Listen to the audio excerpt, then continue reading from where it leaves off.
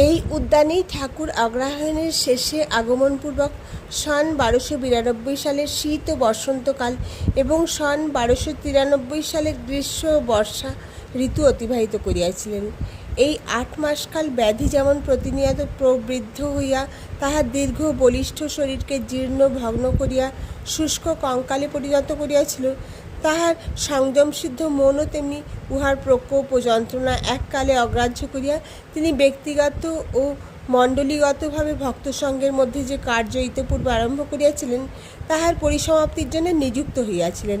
শুধু তাহাই নহে, ঠাকুর দক্ষিণেশ্বরে অবস্থানকালে নিজ সম্বন্ধে যে সকল ভবিষ্যৎ কথা ভক্তগণকে অনেক সময় বলিয়াছিলেন, যথা যাইবার আগে অর্থাৎ সংসার ত্যাগ করিবার আগে হাটে হাড়ি ভাঙিয়া দিব, অর্থাৎ নিজ দেব মানবত্ব সকলের সমক্ষে প্রকাশিত করিব, তাহার দিব্য মহিমার বিষয় যখন অধিক লোকে জানিতে পারিবে, কানাকানি করিবে, তখন নিজ শরীর দেখাইয়া এই খোলটা আর থাকিবে না, মায়ের অর্থাৎ জগন্মাতার ইচ্ছায় ভাঙিয়া যাইবে। ভক্তগণের মধ্যে কাহারও অন্তরঙ্গ ও কাহারও বহিরঙ্গ তাহার এই সময় অর্থাৎ তাহার শারীরিক অসুস্থতার সময় নিরূপিত হইবে ইত্যাদি।